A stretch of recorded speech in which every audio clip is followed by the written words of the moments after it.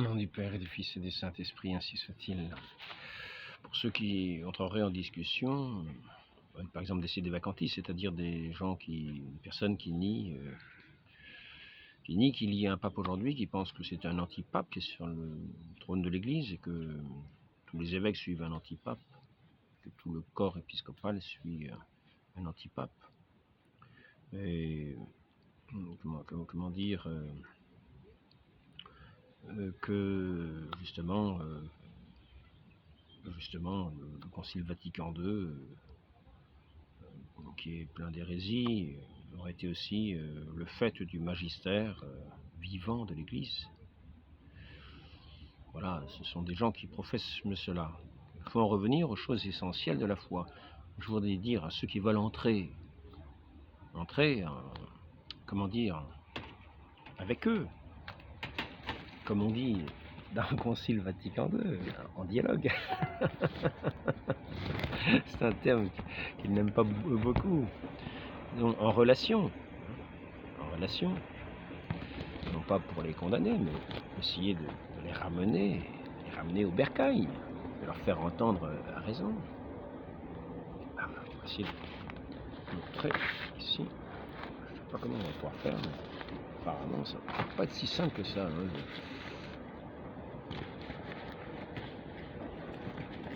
Je crois que ça ne va pas tenir longtemps, l'histoire. Donc,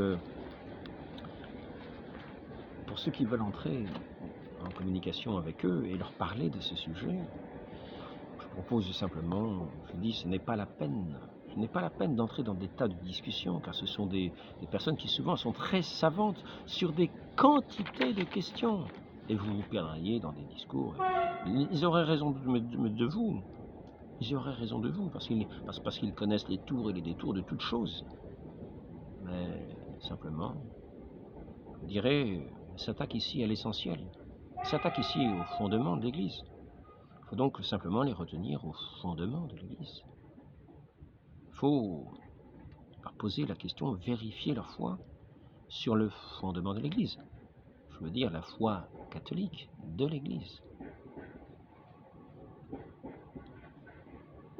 Donc, à ceux qui veulent entrer comme cela en discussion avec ce qu'on appelle des sédévacantistes, mais de la même manière, avec aussi ceux de Fraternité Saint-Pédis ou qui pensent catholiques, et qui se disent catholiques. Ils veulent l'être de tout leur cœur, disent-ils, et qui cependant ne reconnaissent pas l'autorité de l'Église, qui se mettent à côté, qui se mettent à part, et qui échappent ainsi à l'autorité de l'Église. Je rappelle la chose suivante. Le pouvoir de juridiction qui est conféré directement au souverain pontife par le droit divin, les évêques le reçoivent de même droit, mais seulement à travers la succession de Saint-Pierre, le successeur de Saint-Pierre, vis-à-vis duquel ils sont non seulement tous les fidèles, mais tous les évêques sont tenus à l'obéissance et au lien de l'unité.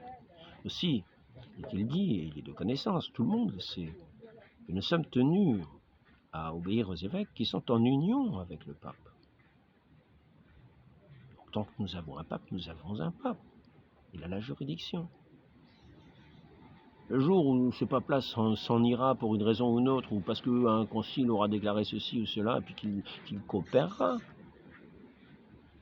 eh bien à ce moment-là, nous avons foi en l'Église, notre Seigneur. Excusez-moi, je m'égare. Donc voilà, quand on veut entrer en contact avec ces personnes-là, je voudrais juste arriver à dire, ne nous égarons pas. Revenons simplement à cette simple question. Croyez-vous en l'infaillibilité et en l'indéfectibilité du magistère vivant de l'Église? C'est la seule question qu'il s'agit de poser. C'est la question du fondement même de l'Église. Je prenais un livre hier pour montrer. Vous voyez, je prends un livre, je montre le roc, le fondement de l'Église. sur laquelle l'Église est bâtie. De pierre, sur cette pierre, je bâtirai mon Église. Donc je rappelle, le pouvoir de juridiction qui est conféré directement au souverain pontife par le droit divin, les évêques le reçoivent du même droit, mais seulement à travers le successeur de Saint Pierre, vis-à-vis duquel non seulement tous les fidèles, mais tous les évêques sont tenus à l'obéissance et au lien de l'unité ad sinarum gentem Pie XII. Je ne sais pas si j'ai bien lu, si j'ai bien écrit. Du siège apostolique découle l'épiscopat et toute l'autorité. Ça, c'est Innocent Ier. J'ai marqué en 417 après Jésus-Christ, au concile de Carthage. Alors, c'est lequel de concile? Je pense, marqué deuxième concile de Carthage. Pierre est l'auteur et Pierre est l'auteur et du nom et de la dignité des évêques. Ça, c'est le concile de Milève. Donc, nous sommes sur le fondement de l'Église. Alors nous savons, je reprends le texte que j'avais hier. J'espère le trouver. J'ai dû préparer un petit peu. Nécessité d'appartenir. J'espère le trouver assez vite.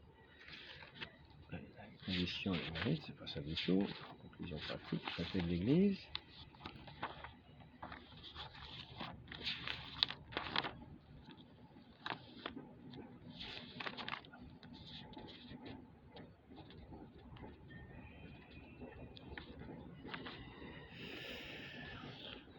Donc ici, le Concile suppose dans sa définition concernant la règle de foi l'existence du magistère. Quand il déclare « On doit croire de foi divine et catholique tout ce qui est contenu dans la parole de Dieu écrite ou transmise, et ce qui est proposé par l'Église, soit par décision solennelle, soit par le magistère ordinaire universel, comme à révélé de Dieu. » Session 3, canon 3, Denzinger, 1792. Ce magistère est appelé vivant, magisterium vivum, par opposition à un enseignement au moyen des lettres mortes. Donc, je pose la question, est-ce que vous croyez-vous en l'infaillibilité, en l'indéfectibilité de l'Église ?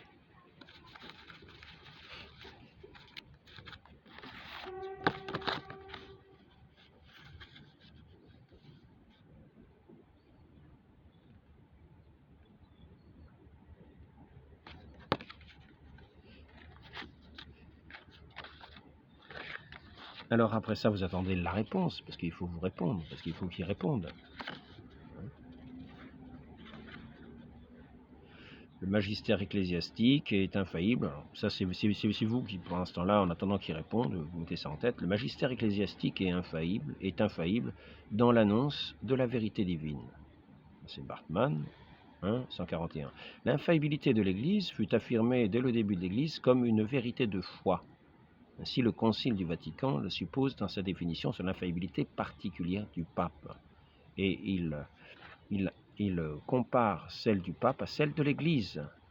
Le pontife romain jouit de cette infaillibilité dont le divin Rédempteur a voulu que soit dotée son Église. Vous comprenez ? Le divin Rédempteur a voulu que son Église soit dotée de l'infaillibilité. Donc l'Église, dans ce magistère, est infaillible. Alors, vous pensez ça en posant la question. Croyez-vous en l'infaillibilité, en l'indéfectibilité du magistère vivant de l'Église ? Et puis alors, vous pouvez aussi leur demander,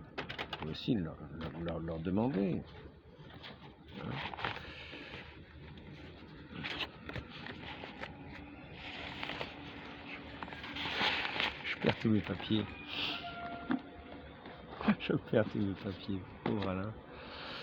Pauvre Alain, qu'est-ce que tu en as fait? C'est incroyable. Il est là. Vous pouvez aussi demander s'ils sont capables de professer cette indéfectibilité selon ce selon ce que, comment dire, le serment antimoderniste demande de professer. Serment antimoderniste, que demande-t-il de professer? Que demande-t-il de professer, ce serment antimoderniste? Voilà. Je l'ai devant moi, de toute façon, je sais que je l'ai devant les yeux, donc ça va pas tarder à arriver. Eh bien, il dit la chose suivante. Il dit la chose suivante.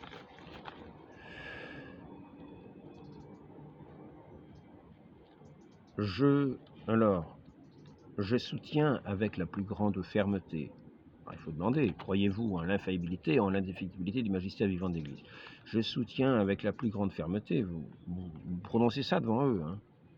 Je soutiens avec la plus grande fermeté, je soutiendrai jusqu'à mon dernier soupir la foi des pères sur le critère certain de la vérité qui est, a été et sera toujours dans l'épiscopat transmis par la succession des apôtres, de telle sorte que la vérité absolue, immuable, prêchée à l'origine par les apôtres, ne soit ni jamais ni crue, ni entendue dans un autre sens. L'important étant ici que nous croyons dans l'infaillibilité et dans l'indéfectibilité du magistère vivant de l'Église, tel qu'il s'est prononcé au Concile Vatican II. Alors, posez la question, croyez-vous en l'infaillibilité, en l'indéfectibilité du magistère vivant de l'Église? Puis vous attendez toujours la réponse. Alors, si la personne ne vous répond pas, eh bien, elle sait que normalement, on doit croire en l'infaillibilité, en l'indéfectibilité du magistère vivant, parce que c'est un article de foi. Dans son magistère vivant, l'Église, il est promis par le Christ qu'elle ne peut pas périr, elle ne peut pas être emportée. C'est ce roc solide de la foi, c'est ce roc solide de la foi sur lequel est bâtie l'Église. Et par conséquent, il est bien dit que ce magistère ne peut pas faire défection. C'est une chose connue. Les portes de l'enfer ne prévaudront pas.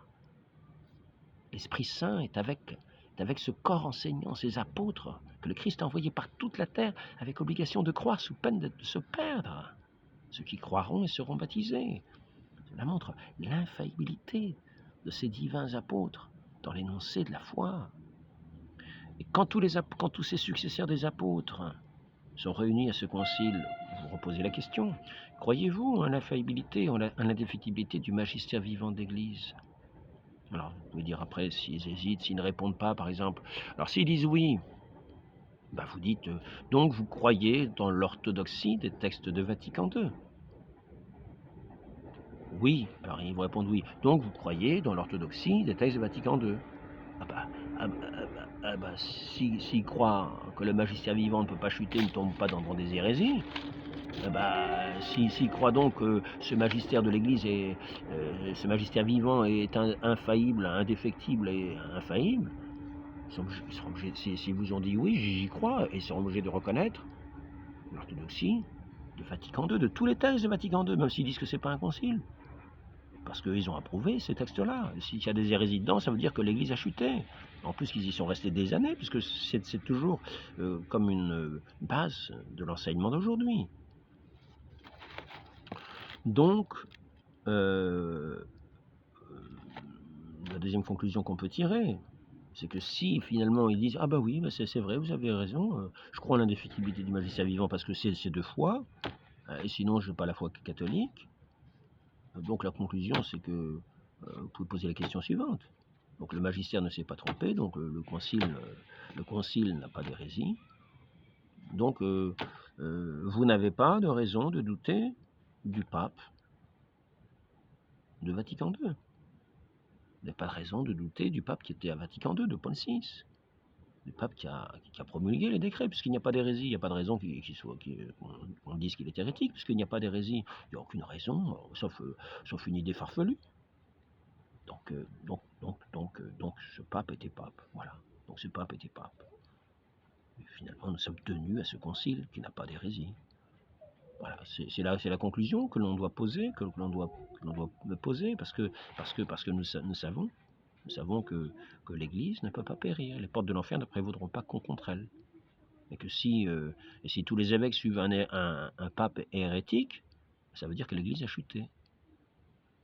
Donc là, ensuite, admettons, vous posez la question, croyez-vous en l'indéfectibilité, en l'infaillibilité ou en l'indéfectibilité du magistère vivant de l'Église? Alors là, ils hésitent. Alors, ils ne veulent pas vous répondre parce qu'ils savent que c'est un piège. Quoi. Ils se disent, c'est un piège, c'est encore le frère Alain qui leur a susurré ça à l'oreille.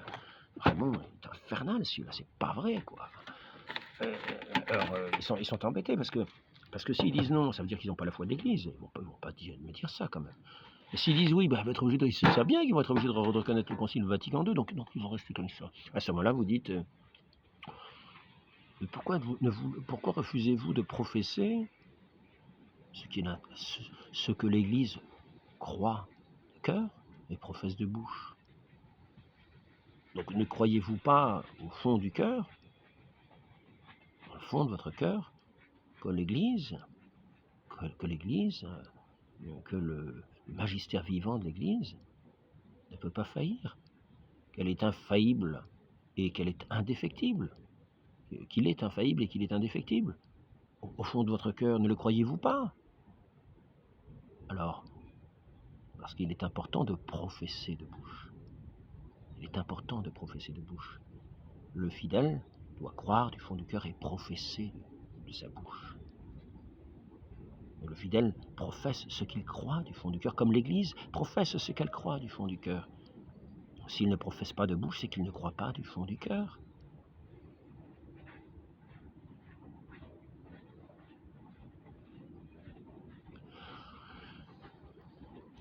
Vous ne voulez pas professer ce que vous croyez du fond du cœur parce que l'Église l'enseigne. C'est l'Église qui l'enseigne, cette indéfectibilité. C'est notre Seigneur parce qu'elle s'appuie sur cette parole de notre Seigneur. Que jamais les portes de l'enfer ne prévaudront. Que l'Église est bâtie sur cette foi. Que c'est le fondement même de l'Église. Que tout le reste est bâti dessus. Que tous les enseignements de l'Église sont bâtis sur ce fondement de l'indéfectibilité, de l'infaillibilité du magistère. Sinon, il n'est plus la peine de parler du magistère de l'Église, ni de tous ses enseignements. La foi en l'Église catholique n'est pas simplement une question de jongler avec des tas de connaissances, des attraits que l'on aurait. Là, c'est les sables mouvants. La foi de l'Église est solide, comme un roc, inébranlable, jusqu'à la fin des temps. Elle est promise pour tous les hommes. Elle est enseignée à toute créature, à travers tous les temps. Donc, troisièmement, il vous répond non. Croyez-vous en l'infaillibilité, en l'indéfectibilité du magistère vivant de l'Église? Non. Donc vous n'êtes pas d'Église, fondée sur ce roc. Vous êtes à la surface des sables mouvants. Vous pensez que le magistère vivant de l'Église, qui sont les évêques de l'Église, ont pu suivre un pape hérétique dans ses hérésies et par conséquent défaillir dans la profession de la foi. Et que les portes de l'enfer auraient prévalu sur cette Église. Ah, nous sommes bien embêtés, mes amis. Donc voilà, la chose est simple, c'est pas la peine de chercher plus de complications. Appliquons-nous à travailler sur ce sujet-là, uniquement. Appliquons-nous à travailler sur ce fondement, parce que l'Église est fondée sur ce fondement. Demandons cette grâce, travaillons-y, étudions quelques textes, voyons ce qui est... On pourrait faire c'est le b.a-ba de la foi.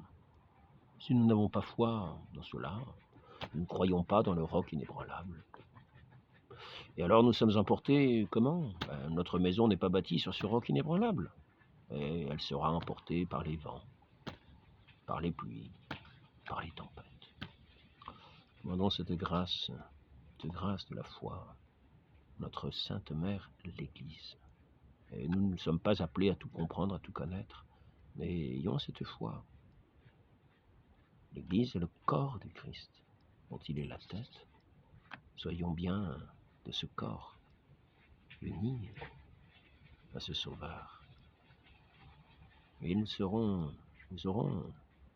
demandons la grâce pour vivre saintement dans cette foi, afin d'être sauvés dans l'éternité.